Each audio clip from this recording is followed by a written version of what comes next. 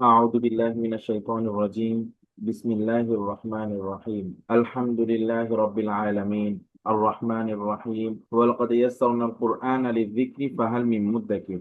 رب اشرح لي صدري ويسر لي أمري واحلل عقدة من لساني يفقه قولي. صدق الله العظيم. আলহামদুলিল্লাহ, আল্লাহর কাছে অশেষ কোটি শুকরিয়া জানাই যে আল্লাহ তাআলা আমাদেরকে কোরআন শিখার জন্য একটি সুন্দর একটি প্ল্যাটফর্মে একত্রিত হওয়ার তৌফিক দান করেছেন। তো আজকে আমরা যেই ক্লাসে আমাদের যে পড়া চলছিল সেটি ছিল আরবি 29টি হরফ। আমরা হরফে ছিলাম। গত ক্লাসে যে হরফগুলো পড়েছিলাম সেটি একটি রিভিশন দিয়ে নেই ইনশাআল্লাহ। ক্লাসে আমরা যে হরফটি পড়েছিলাম সেই হরফটি ছিল সদ। এই হরফটির নাম ছিল সদ।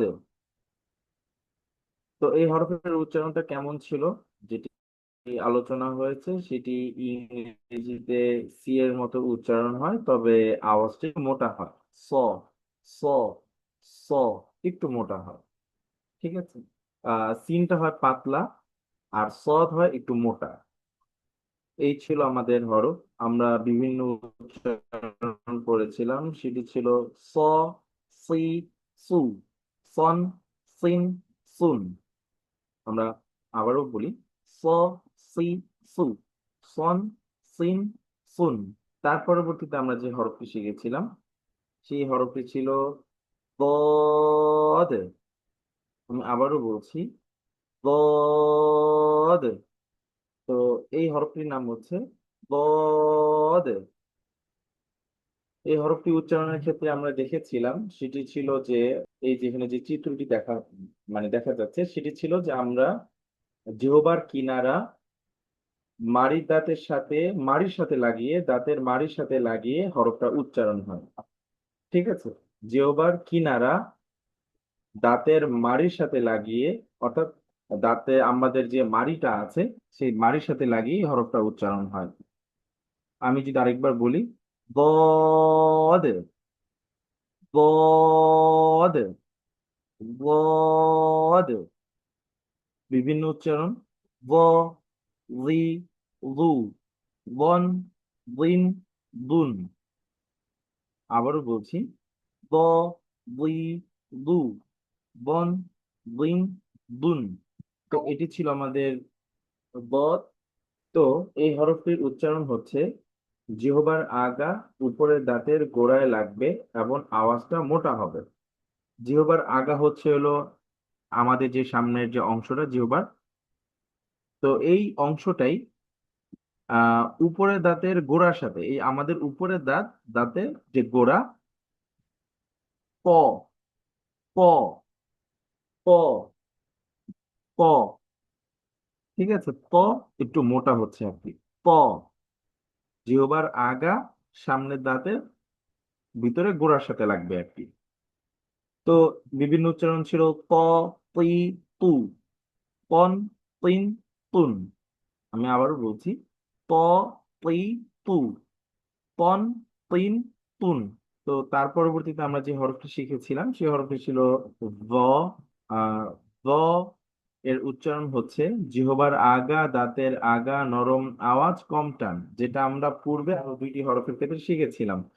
একটি ছিল সা, আরেকটি ছিল রাল। তো ঠিক সেভাবেই এই হরফটাও একইভাবে উচ্চারণ হয়, জিহ্বার আগা দাঁতের আগা নরম আওয়াজ কম টান, অর্থাৎ ভ, ভ, ভ, ভ, নরম আওয়াজ। বিভিন্ন উচ্চারণ কি, ভ, ভি, রু, ভন, ভিন, জুন। আবার বলছি, ভ, ভি, রু, ভন, ভিন, জুন। আলহামদুলিল্লাহ, শুনলামই। তারপর তো আগামী ক্লাসে তো এটা ইনশাল্লাহ রিভিশন থাকবেও। ঠিক আছে। তো ইনশাল্লাহ আগামীকাল আমরা ইনশাল্লাহ এই হরফগুলো শিখবো, আইন, গইন, ফা, কফ, কাফ, লাম। তো আজকে ক্লাস এতটুকুই। সবাইকে জাযাকাল্লাহ, ধন্যবাদ ক্লাসে যুক্ত হওয়ার জন্য। আজকে ক্লাস এতটুকুই। আসসালামু আলাইকুম ওয়া রাহমাতুল্লাহ। আসসালামু আলাইকুম রহমতুল্লাহি ওবরাকাতুহ। আলহামদুলিল্লাহি ওয়াহদা ওয়াসসালাতু ওয়াসসালামু আলা রাসূলিল্লাহ মান লা নাবিয়্যা বা'দা ওয়া আলা আলিহি ওয়া সাহবিহি আজমাইন। আম্মা বা'দ। আউযু বিল্লাহি মিনাশ শাইতানির রাজীম।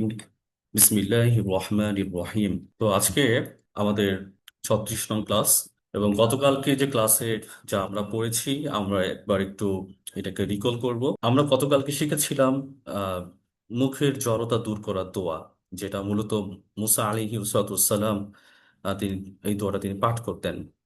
আউযু বিল্লাহি মিনাশ শাইতানির রাজীম। রব্বি ইশরাহ লি সাদরি ওয়া ইয়াসসির লি আমরি। রব্বি, হে আমার প্রতিপালক, ইশরাহ, আপনি প্রশস্ত করুন, লি, আমার জন্য, আপনি প্রশস্ত করে দিন, সদরি, আমার অন্তরকে, ওয়াইয়াসির, সহজ করে দিন, লি, আমার জন্য, ওয়াইয়াসির লি আমরি, আমরি মানে আমার কাজ, আমার কাজকে, আমার কর্মকে, আমার উপর যে দায়িত্ব আসে সেই দায়িত্বকে আপনি সহজ করে দিন।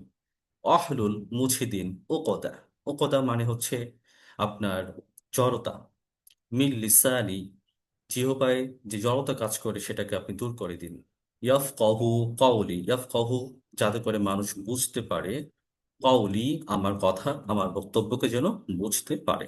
তো আমরা চলে যাচ্ছি আমাদের আগামী সপ্তাহতে। আগামী 6 দিনে আমরা যা পড়ব সেই পড়ার আমরা জানেন আমরা 30টি ওয়ার্ড শিখবো, সেই 30টি নতুন 30টি শব্দ, সেই নতুন 30টি শব্দের মধ্যে আজকে আমরা আহ, আপনার হচ্ছে গিয়ে 15টি শব্দ নিয়ে আজকে আমরা আলোচনা করব, এবং ইনশাআল্লাহ আমরা আগামীকালকে বাকি 15টি শব্দ নিয়ে আলোচনা করব ইনশাআল্লাহ। তো আমরা এখন চলে যাচ্ছি সূরাতুল বাকারা 286 নম্বর আয়াত, পরবর্তী যে বাক্যাংশ যেটা আছে সেখান থেকে। রব্বানা ওয়ালা তাহমিল আলাইনা ইসওয়ান কামা হামালতাহু আলাল্লাযীনা মিন ক্বাবলিনা। রব্বানা, হে আমাদের প্রতিপালক, ওয়ালা তাহমিল, আপনি দায়িত্ব দিবেন না, আলাইনা, আমাদের উপর, ইসরন, এমন চাপ, এমন কাজ, কামা হামাল তাহু, যেভাবে করে দায়িত্ব অর্পণ করা হয়েছিল, আলাল্লাযিনা, সেই সকল লোকদের উপর, মিন কবলিনা, আমাদের পূর্বে, অর্থাৎ আমাদের পূর্বের লোকদের উপর যে সমস্ত দায়িত্ব চাপিয়ে দেওয়া হয়েছিল, ঠিক সেভাবে করে আপনি আমাদের উপর এরকম দায়িত্ব বা কাজ চাপিয়ে দিবেন না যা আমরা বহন করতে পারবো না। এটা হচ্ছে মূলত আয়াতের মূল সেন্স। তো তারপর কি আছে, রব্বানা, হে আমাদের প্রতিপালক, ওয়ালা তুহাম্মিলনা, আপনি আমাদের উপর চাপিয়ে দিবেন না, মা লা তাকাতা লানা বিহি, যা আমাদের শক্তি নাই, সামর্থ্য নাই তা যা বহন করার। ওয়াফু আন্না, এবং আপনি আমাদেরকে ক্ষমা করুন। অগফির লানা, আপনি আমাদেরকে মাফ করে দিন, এটাও মানে ক্ষমা করুন। ওয়াফুর একটা পার্থক্য আছে, অগফির একটা পার্থক্য আছে, দুইটাও তো ক্ষমা, দুইটার পার্থক্যটা কি সেটা আমরা সামনে শিখবো। অর হামনা, এবং আপনি আমাদের উপর দয়া করুন। আংতা মাওলানা ফাংসুরনা, আংতা, নিশ্চয়ই আপনি, মাওলানা, আপনি হচ্ছেন আমাদের অভিভাবক, ফাংসুরনা, অতএব আপনি আমাদেরকে সাহায্য করুন, আলাল কওমিল কাফিরিন, আলা মানে উপরে, কাদের উপরে, আল কওম, কওমের উপরে, সম্প্রদায়ের উপরে, জাতির উপরে, কোন জাতির উপরে, আল কাফিরিন, কাফিরদের, কাফিরদের যে সম্প্রদায় সেই সম্প্রদায়ের উপরে আপনি আমাদেরকে সাহায্য করুন। কেন? কারণ হচ্ছে আপনি আমাদের অভিভাবক। তো আমরা এখন চলে যাব শব্দে শব্দে। তো এই আয়াত, এই যে রব্বানা ওয়ালা তাহমিল আলাইনা ইসওয়ান কামা হামালতাহু আলাল্লাযীনা মিন ক্বাবলিনা, এখানে আপনার পুরো ছকটার ভেতর টোটাল দুটো শব্দ আছে, যেটি হচ্ছে আমাদের কাছে নতুন। একটা হচ্ছে তাহমিল, আর একটা হচ্ছে ইসওয়ান। একটা তাহমিল আর একটা ইসওয়ান। তো আমরা আগে শব্দে শব্দটি অনুবাদটা দেখবো, দেন আমরা এই দুটো শব্দ নিয়ে আমরা একটু পোস্টমর্টেম করবো ইনশাআল্লাহ। তো কি আছে আমরা একটু পড়ি। রব্বানা, হে আমাদের রব, রব্বানা, হে আমাদের রব, ওয়ালা, ওয়াও মানে এবং অথবা আর, আর লা মানে না, রব্বানা, হে আমাদের রব, ওয়ালা, আর না, তাহমিল, তুমি চাপিয়ে দিও না, মানে এটা তো নেগেটিভ, লা আগে আছে, এমনি তাহমিল মানে হচ্ছে তুমি বহন করাও বা চাপিয়ে দাও, বা তুমি যে দায়িত্ব দাও এটাকে বলা হয় তাহমিল। আলাইনা, আলাইনা মানে হচ্ছে আমাদের উপর, আলাই না, এটা আমাদের জানা শব্দ। আলা, আলা মানে উপর, সাথে যখন যুক্ত হয় নুন আলিফ জবর না, মানে আমাদের, তাহলে আলাইনা, আমাদের উপর, ইসওয়ান, বোঝা। কঠিন দায়িত্ব, ভারী বস্তু। কামা, যেমনি ভাবে। আমরা কামা আমাদের নতুন শব্দ, আমাদের পুরাতন শব্দ আমরা আহ দরুদ শরীফে পড়েছি, কামা সল্লাইতা আলা ইব্রাহিম। এই কামা, কামা মানে যেমনি ভাবে। হামাল তাহু, হামাল তাহু তুমি চাপিয়েছিলে বা বহন করিয়েছিলে, আলা, আলা মানে উপর, আল্লাযীনা যারা, মিন, মিন মানে হতে অথবা থেকে, ক্বাবলিনা আমাদের পূর্বে। মিন ক্বাবলিনা, মিন মানে হতে, ক্বাবলিনা আমাদের পূর্বে। তাহলে এই পুরো ছকটায় শুধু তাহমিল এবং ইসরন ছাড়া বাকি সব শব্দগুলো হচ্ছে আমাদের জানা শব্দ। তাই ওই সকল শব্দগুলোকে নিয়ে আমরা এক্সপ্লেইন করছি না, আমরা শুধু তাহমিল এবং ইসরন নিয়ে একটু আলোচনা করব। তাহমিল, তাহমিল মানে হচ্ছে তুমি বহন করো বা চাপিয়ে দাও। তাহমিল মানে তুমি বহন করো বা চাপিয়ে দাও। হামালা থেকে আসে, হামালা মানে বহন করানো। সেখান থেকে তাহমিল মানে তুমি বহন করো বা চাপিয়ে দাও।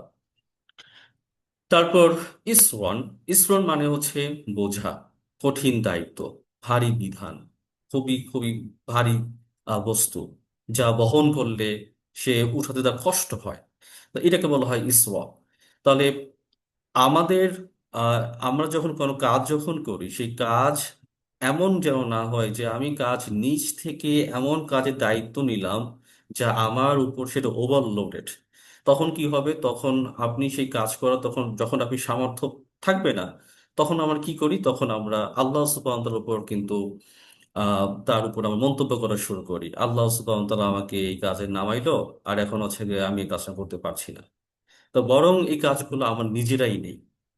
তো আমরা আল্লাহর কাছে দোয়া করছি, আল্লাহ আপনি আমাকে সাহায্য করুন, আমি যখন কোনো কাজ করার সিদ্ধান্ত যখন নিব, আপনি আমার জন্য ততটুকুই কাজ দিন যতটুকু আমার জন্য সহনীয়, যতটুকু আমি ব্যক্তি হিসেবে কাজটা আমি করতে পারি।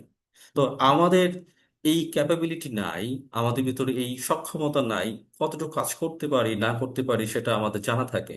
হয়তোবা আপনি এমন কাজ করছেন গায়ের জোরে বা মস্তিষ্কের জোরে, একটা সময় গিয়ে আপনার শরীরে কোনো ক্ষতি হতে পারে, বা আপনার একটা সময় গিয়ে মস্তিষ্কে কোনো ক্ষতি হতে পারে। অথবা সেই কাজের কোনো ত্রুটির কারণে হয়তোবা আপনি আল্লাহর নামে এমন একটা বদনাম করা শুরু করলেন যেটা কখনোই কাম্য নয়। তা আল্লাহ সুবহানাহু কাছে দোয়া করা, হে আল্লাহ আপনার পক্ষ থেকে আপনি আমার কাজটাকে সহজ করে দিন, যেটা আমরা আগে শিখেছি।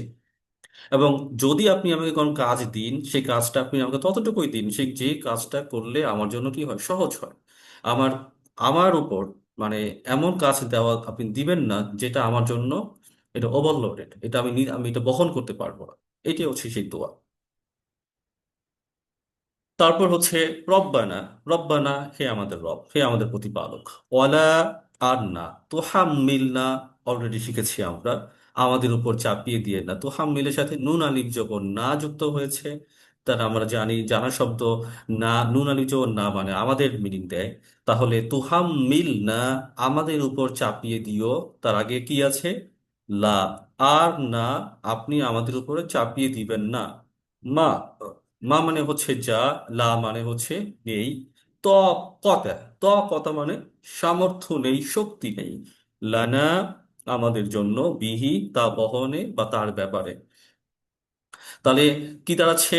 আপনি আমাদের উপর এমন কিছু চাপিয়ে দিবেন না যা কিনা বহন করার মতো শক্তি সামর্থ্য আমাদের ভেতর নেই।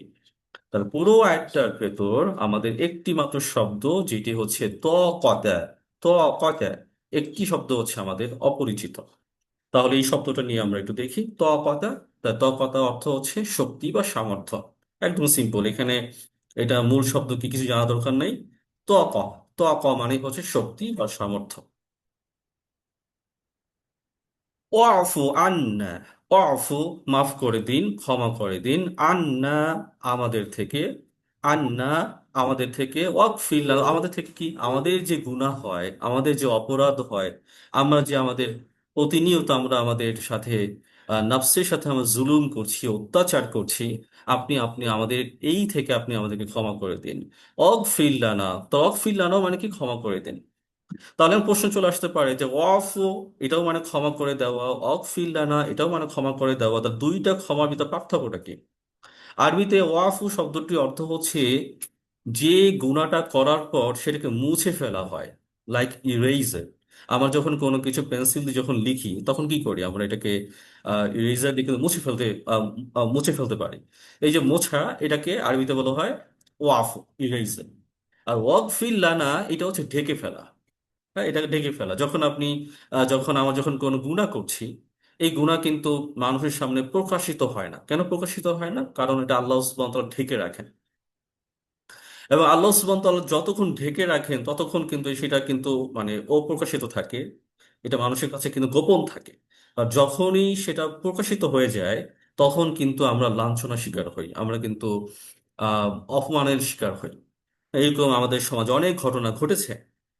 অনেক সম্মানিত ব্যক্তি, কিন্তু কোনো একটা তার অপরাধ মানুষের সামনে প্রকাশিত হয়েছে, এবং সেই অপরাধের আহ, জন্য আমরা কিন্তু তাদেরকে একটু আর চোখে তাকাই। কারণ মানে সে এমন ব্যক্তি, সে এই কাজ করতে পারলো, তার মানে কি দাঁড়ালো?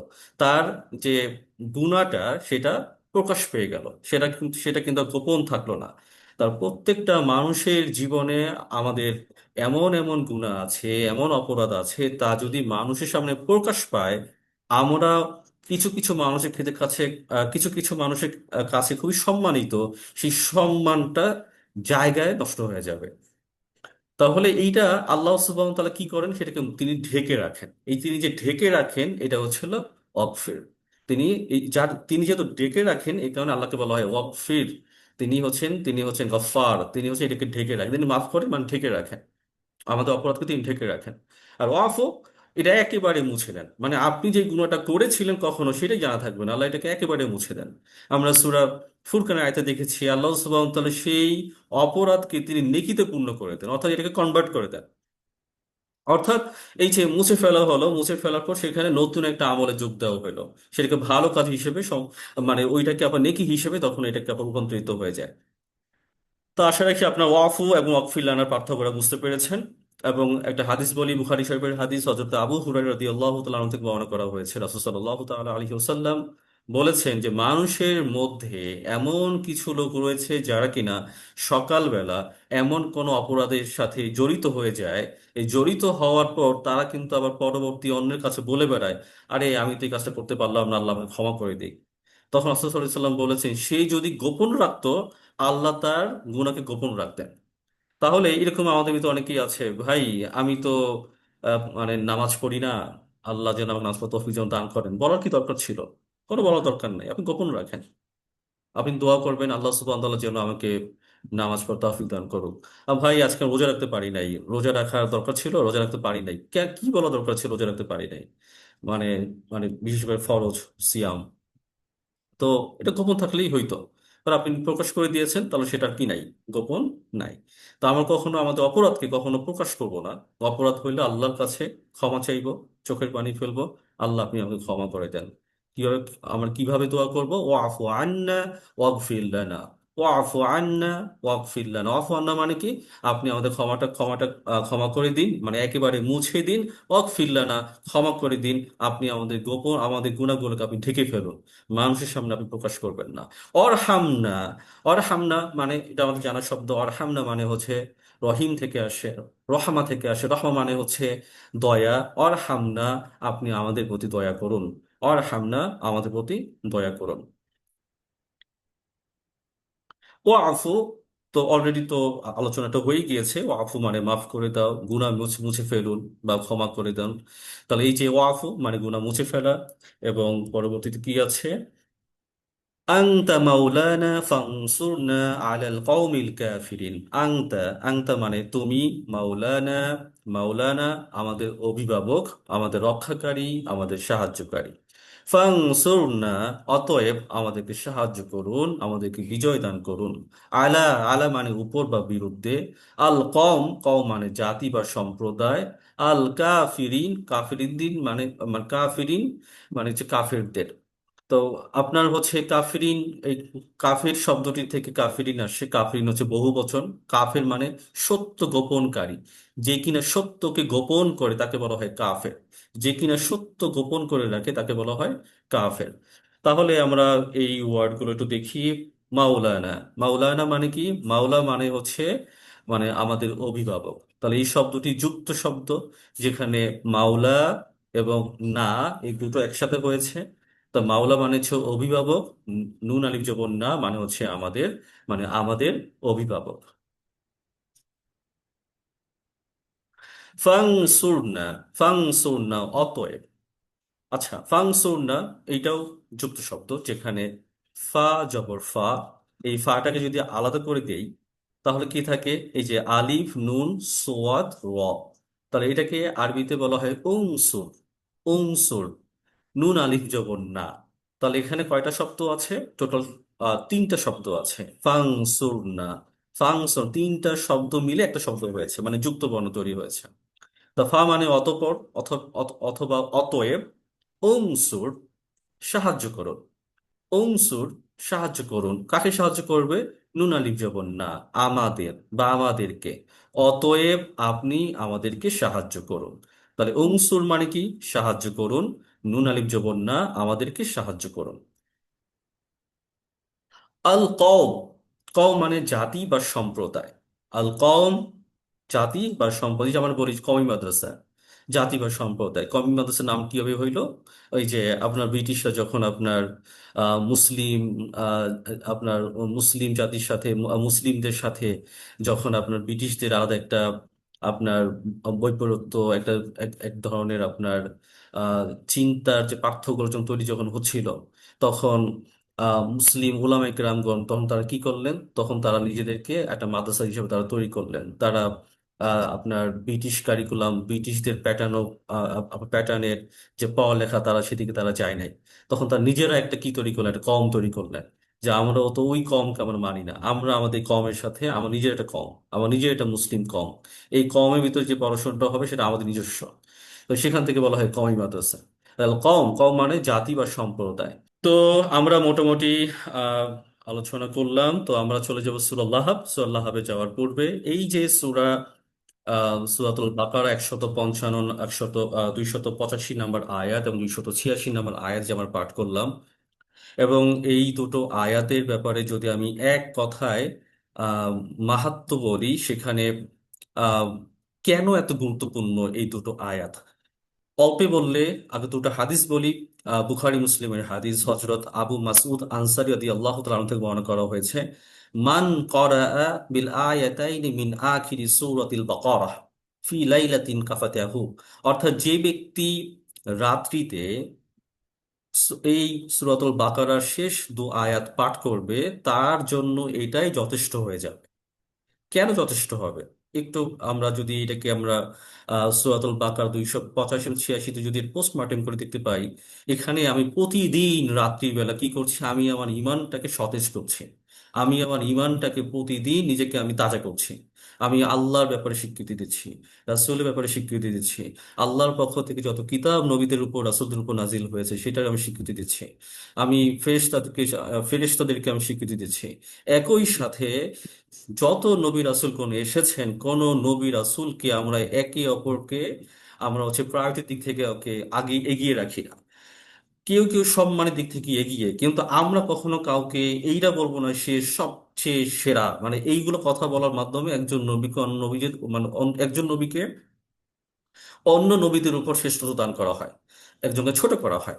এই যে বিশ্বাসগুলো আমরা অন্তরে সবসময় ধারণ করছি, কিন্তু যদি সেই অর্থগুলো আমরা না বুঝি, শুধু মুখে শুধু আটারিং করা হবে, অন্তর কখনো সেই কথাগুলো পৌঁছাবে না, অন্তর কখনো টাচ করবে না।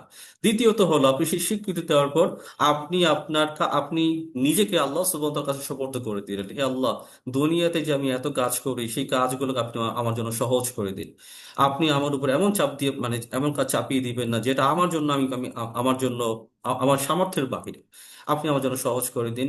এবং আপনি আমার এই এই এমন কোন, ধরেন ইলমের চর্চার কথাই যদি বলি, আমলের কথাই যদি বলি, এমন আমল করতে আমাকে, আমি যেন বাধ্য না হই যাতে করে আমি আমি হারিয়ে যাই একদম। হ্যাঁ, আমরা এরকম হয় যে বেশি কাজে চাপ থাকলে আমরা কিন্তু এক সময় ওখান থেকে হারিয়ে যাই, আর কাজ করবো না।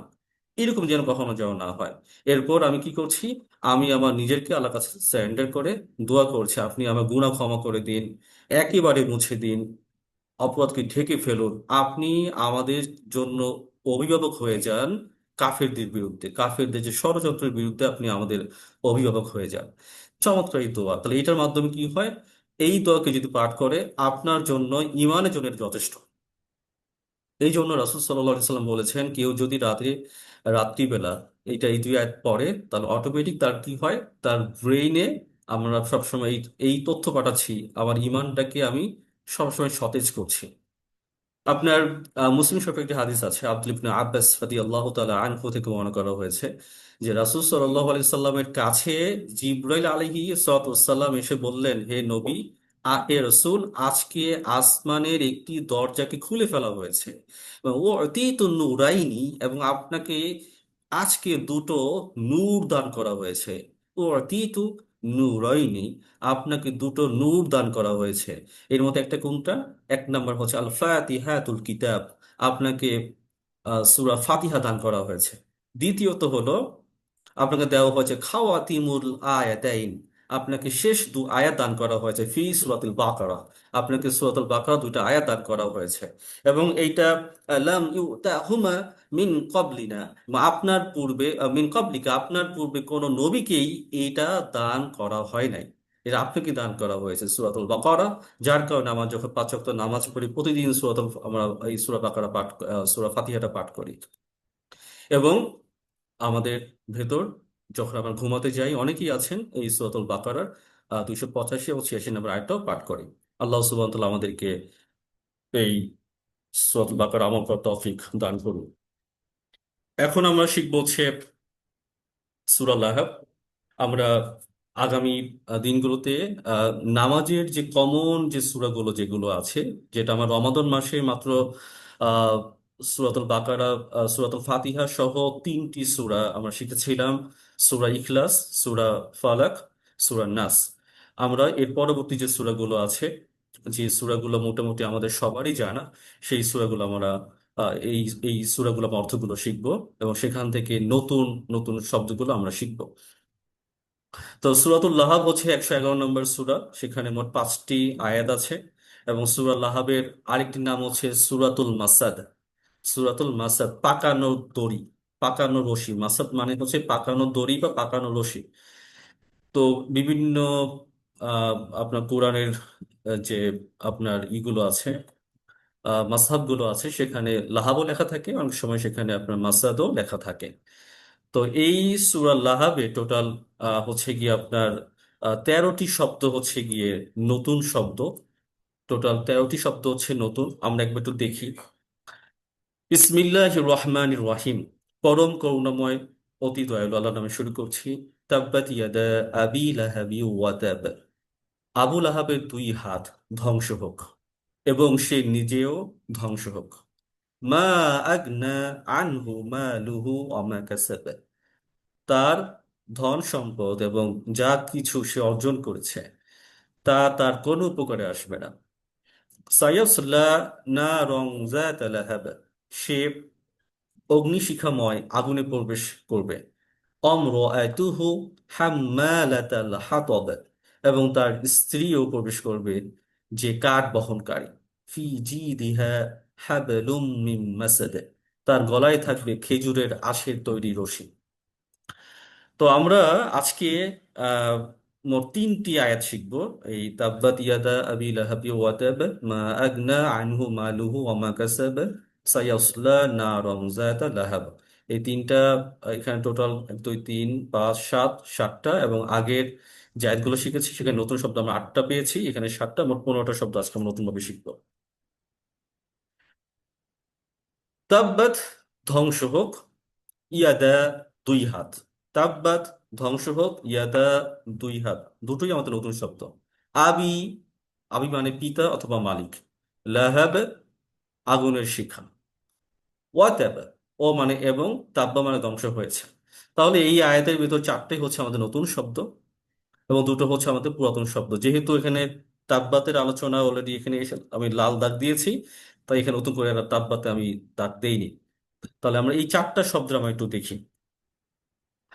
তাব্বাত, তাব্বাত শব্দটি আরবিতে তাবাব থেকে আসে। তাবাব, তাবাব মানে হচ্ছে ধ্বংস, ক্ষতি, বিনাশ।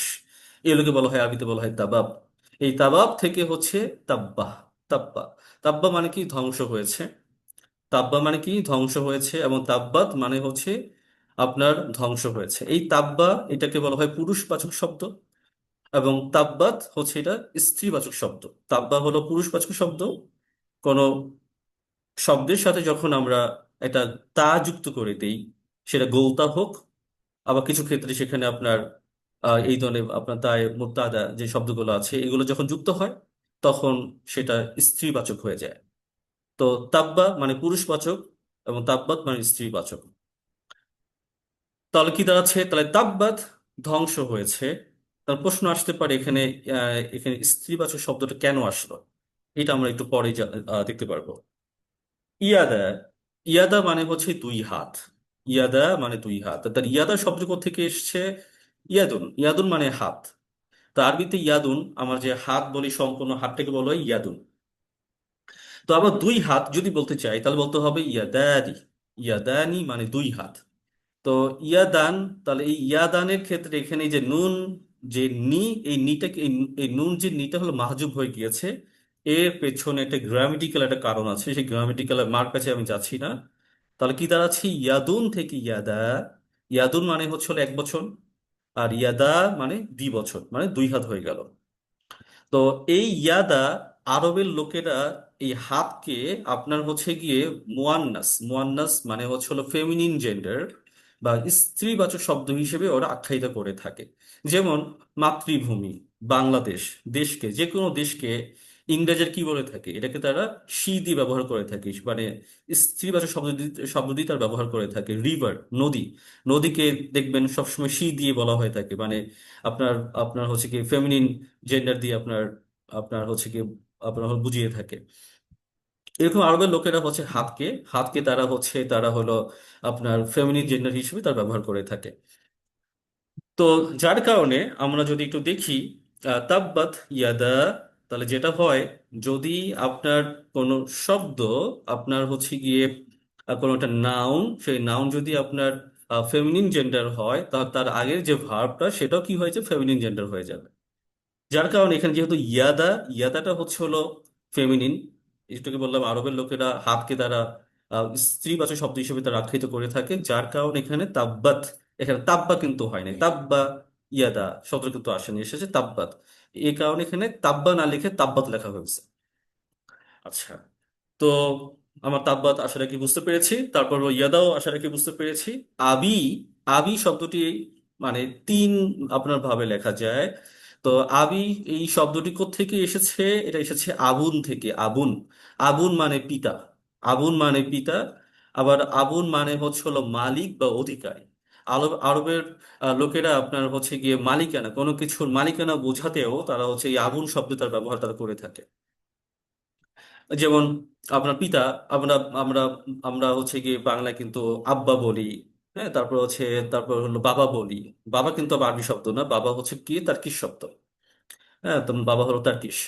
তো আপনার হচ্ছে এই আবুন থেকে এই কি কি হয়? আবু, আবা, আবি, এই তিনটাও আপনার হচ্ছে আরবি ব্যাকরণের বিভিন্ন জায়গার প্যাটার্নে এগুলো চেঞ্জ হয়। আমি নামগুলো বলছি না। আপনার রফা, নাসাব, আপনার মারফু, তারপর হচ্ছে মাজরুর, তারপর হচ্ছে আপনার এই ধরনের ক্ষেত্রে আপনার বিভিন্ন জায়গায় চেঞ্জ আসে। তাহলে এই আবু, আবা, আবি, এই তিনটি অর্থ কি হয়? আবি মানে পিতার অর্থ দেয়, অথবা মালিক বা অধিকারীর অর্থ দেয়। মানে কোনো কিছুর অধিকারী হওয়া বা মালিকানা বোঝানোর ক্ষেত্রে এই আবু, আবা, আবি শব্দ ব্যবহার হয়ে থাকে।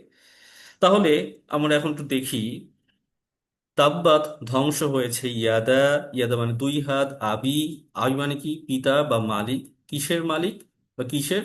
লাহাব, লাহাব মানে আগুনের শিখা। তাহলে আগুনের শিখার মালিক, আগুনের শিখার মালিক ধ্বংস হোক। অর্থাৎ লাহাবের মালিকানা যিনি আছেন, লাহাবের যিনি মালিক, লাহাবের যিনি অধিকারী, তিনি কি হোক? ধ্বংস হোক। তাহলে আপনার হচ্ছে লাহাব, লাহাব মানে কি? লাহাব মানে হচ্ছে আগুনের শেখা। তাহলে আবুল আহাবের মূলত তার নাম ছিল আব্দুল উজ্জা। আব্দুল উজ্জা তার নাম ছিল। আব্দুল উজ্জা বিন আব্দুল মুতালিব, অর্থাৎ তিনি আব্দুল মুতালিব রাসূল সাল্লাল্লাহু আলাইহি সাল্লামের আপনার যে দাদা, তার ছেলে। তারপর রাসূল সাল্লাল্লাহু আলাইহি সাল্লামের চাচা ছিলেন আবুল আহাব, তার নাম ছিল আব্দুল উজ্জা। তো এই আব্দুল উজ্জার চেহারাটা ছিল লাল বর্ণের এবং খুবই পরিষ্কার, এবং লাল বর্ণের, এবং তিনি যখন রেগে যেতেন, একটু রাগী মানুষ ছিলেন, তিনি যখন রেগে যেতেন তখন তার চেহারাটা অগ্নিশর্মা হয়ে যেত। যার কারণে তার এলাকায় দেখা যাচ্ছে গিয়ে আব্দুল উজ্জার নামের পরিবর্তে অধিকাংশ লোকেরাই তাকে আবুল আহাব বলে তাকে ডাকতো। আপনার হচ্ছে, কারণ তিনি যখন রেগে যান তখন তার চেহারা অগ্নিশর্মার রূপ আকার ধারণ করে। তাই রাসূল সাল্লাল্লাহু আলাইহি সাল্লাম যখন তিনি কালেমার দাওয়াত যখন সর্বপ্রথম যখন তিনি দিয়েছিলেন, যে আমি যদি তোমাদেরকে বলি যে একদল বিশাল সেনাবাহিনী তোমাদের উপর আক্রমণ করবে, আর আমি তোমাদেরকে এমন একটা কথা বলবো, সেটা কি তোমরা বিশ্বাস করবে? তখন আহ সবাই বলেছিল বিশ্বাস করবো, কিন্তু এই আবুল আহাব সর্বপ্রথম সেই কথা বিরোধিতা করে, যে তুমি কে এই কথাগুলো বলার? তো তো তুমি কি আমাদের বাপ দাদাদের ধর্ম কি এই করতে চাও? এরকম তুমি ধূলিসাৎ করতে চাও? তো উনি যখন তার দুই হাত চেঁচিয়ে যখন তিনি কথাগুলো জোরে বলছিলেন, তখনই মূলত এই সময় দিকেই এই সূরাটা তখন নাজিল হয়, যে আবুল আহাবের দুই হাত ধ্বংস হোক, আল্লাহর পক্ষ থেকে এই লানত তখন তার উপর আসে। তো প্রশ্ন আসতে পারে যে আব্দুল উজ্জা নামটা ব্যবহার না করে আবুল আহাব কেন ব্যবহার করলেন? আবুল আহাব তো সব সুন্দর শব্দ, আপনার মানে অগ্নিশর্মা অধিকারী, কিন্তু আব্দুল উজ্জা, উজ্জা ছিল সেখানকার যতগুলো মূর্তি, খুব দামি দামি মূর্তি, তারা মনে করতো যে তার মতো অন্যতম একটা ছিল উজ্জা। তো উজ্জার হচ্ছে গিয়ে মালিক, এবং ওইটার এই নামটা যদি এখানে কোরআনে আনা হয়, আল্লাহ এই কোরআনে অপমান করা হয়। আল্লাহ সুবহানাহু ওয়া তাআলা এই নামটা এখানে উঠানি নাই, তিনি উঠিয়েছেন লাহাব। যে নামটা সমাজে প্রচলিত সেই নামটা তিনি উঠিয়েছেন, এবং কোরআনকেও তিনি পবিত্র করেছেন। আল্লাহ সুবহানাহু ওয়া তাআলা তিনি কোরআনকেও পবিত্র করেছেন। তারপর মা আগনা আনহু মালুহু ওয়া মা কাসাব। মা, মা মানে না, মার অর্থ না অথবা কিছুই না অথবা যা। আগনা উপকার করেছে বা কাজে এসেছে, আনহু তার থেকে। মালুহু, মালুহু যুক্ত বর্ণ, যুক্ত শব্দ। মালু সাথে হু যুক্ত হয়েছে, মাল মানে সম্পদ, হু মানে তার, তার সম্পদ। ও জবর ও মানে এবং, মা মানে যা, কাসাবা, কাসাবা মানে সে যা অর্জন করেছে। তাহলে এখানে টোটাল আপনার দুটো শব্দ হচ্ছে আমাদের কাছে অপরিচিত। আগনা, আগনা মানে উপকার করেছে বা কাজে এসেছে। তা এই আগনা শব্দটি বাবে ইফআল অর্থাৎ ইগনা শব্দ থেকে এসেছে, ইগনা। তার ইগনা মানে কি? উপকার করা, অভাব দূর করা, প্রয়োজন মুক্ত করা, স্বয়ং সম্পূর্ণ করা, এই ক্ষেত্রে বলা হয় ইগনা। তো এই ইগনা থেকে আগনা, এই যে আমরা যে বলি গণি গণি, তো গণি শব্দের অর্থ হচ্ছিল ধনী। তো অর্থাৎ, তো আমার যখন ধনী হই তখন কি হয়? সেই সম্পদ দিয়ে, সেই অর্থ দিয়ে আমাদের উপকারে আসে, আমাদের অভাব দূর হয়, আমাদের প্রয়োজন মিটে যায়, আমরা স্বয়ং সম্পন্ন হই, সেখান থেকে হচ্ছে আগনা, উপকারে এসেছে। মালুহু, তো অলরেডি আমরা দেখেছি মালুহু শব্দটির যুক্ত শব্দ, যেখানে আমরা যদি মিম আলিফ জবর মা এবং লু, পেশ লু, এটা যদি আলাদা করে দিই তাহলে কি হয়ে গেল? মালু। এই মাল মানে হচ্ছে সম্পদ। এই যে আমরা যে বলি যে তোমার ঘরে মাল সামানা কেমন আছে, এই যে মাল সামানা, এই মাল মানে সম্পদ, আর সামানা মানে হচ্ছে আসবাবপত্র। তাহলে এই মাল মানে সম্পদ, আর মালুহু তার সম্পদ। সায়াসলা নারং যাতা লাহাব। সায়াসলা নারং যাতা লাহাব। সায়াসলা অচিরেই, শীঘ্রই প্রবেশ করবে, জ্বলবে, নারন আগুনে, যাতা অধিকারী বা বিশিষ্ট, লাহাব অলরেডি শিখেছি, জ্বলন্ত শিখা। তাহলে এখানে আমাদের দুটো শব্দ আছে, সায়াসলা এবং না যাতা। সাইয়াসলা, তো এই সাইয়াসলা শব্দটি হচ্ছে যুক্ত শব্দ, যেখানে এই সা ইয়াসলা থেকে যদি সিনকে আলাদা করে ফেলি তাহলে কি হবে? সিন জবর সা, সাথে যুক্ত হয়েছে ইয়াসলা। তার সা এবং ইয়াসলা, এই সা মানে হচ্ছে অচিরেই। যখন কোনো ভার্ব, ইয়াসলা হচ্ছে ভার্ব, যখন কোনো ভার্বের আগে সিন জবর সা যুক্ত হয়, এটার ক্ষেত্রে সাধারণত ভবিষ্যৎ, শীঘ্রই, সামনে কিছু একটা ঘটবে, সেটার মানে ভেরি সুন এর আবার মিনিং দেয় বা সেন্স দেয়। তো সা অচিরেই বা শীঘ্রই, তার শীঘ্রই কি হবে? সুলিয়া, এই ইয়াসলা শব্দটি কোত্থেকে এসেছে? সুলিয়া বা সলিয়া। তো আরবি ভাষায় সলিয়া শব্দটি বেশি ব্যবহার হয়ে থাকে, সুলিয়াটা অনেক কম ব্যবহার হয়ে থাকে। তবে দুইটাই ব্যবহার আছে, একটা সলিয়া একটা সুলিয়া। তো আরবের লোকেরা এই সলিয়া বা সুলিয়া ব্যবহারটা ওরা বলে থাকে, এটা দুইটা সেন্সে ব্যবহার ওরা করে থাকে। এই যে আমরা যে বারবিকিউ করি, যে ছেঁকা দেই, আগুনে যে ছেঁকা দেই, তো ছেঁকা দিতে দিতে একটা সময় যে পুড়ে যায়, চামড়া লেট করে যখন পুড়ে যায়, এটাকে বলা হয় দগ্ধ হওয়া, জ্বলে যাওয়া, চামড়াগুলো একদম জ্বলে যাওয়া। তো আপনার হচ্ছে তার আগুনে যখন আমাদেরকে যখন মানে মানে আগুনে যখন তাকে যখন ফেলা হবে, তো এটা দগ্ধ হয়ে এগুলো পুড়ে যাবে একদম, এটা আপনার মানে কাঠ হয়ে যাবে এগুলো। তো আপনার হচ্ছে যে সুলিয়া মানে কি দগ্ধ হওয়া বা জ্বলবে। তো তাহলে কি দাঁড়াচ্ছে, সাইয়াসলা অচিরেই দগ্ধ হবে, অচিরেই জ্বলবে। তো এই আগের এটা কি দেখেছি, সাইয়াসলা নারন, নারন তাহলে আগুনে জ্বলবে, আগুনে দগ্ধ হবে। তারপর নতুন শব্দ কি আছে, জায়াতা। জায়াতা মানে হচ্ছে অধিকারী হওয়া, বিশিষ্ট হওয়া। জাতা শব্দটি মুয়ান্নাস বা ফেমিনিন জেন্ডার, এটার মেসকুলিন জেন্ডার হচ্ছে জু। তো এটা লিখি নাই, এটা ভারী হয়ে যাবে আপনাদের জন্য, যার কারণে এটা খালি জেনে নেন, জায়াতা অধিকারী হওয়া বাস। জায়াতা মানে হচ্ছে অধিকারী হওয়া। তাহলে আমরা যদি আরেকবার একটু দেখি, সাইয়াসলা অচিরেই বা শীঘ্রই প্রবেশ করবে, নারন আগুনে, জায়াতা অধিকারী বা বিশিষ্ট, লাহাব জ্বলন্ত শিখায়, অচিরেই প্রবেশ করবে। তো বাকি যে দুটো আয়াত সেটা আমরা আগামী ক্লাসে শিখবো, এবং পরবর্তী আগামী ক্লাসে আমরা সূরা নাসর এবং সূরা কাফিরুনের নতুন শব্দগুলো শিখবো ইনশাআল্লাহ।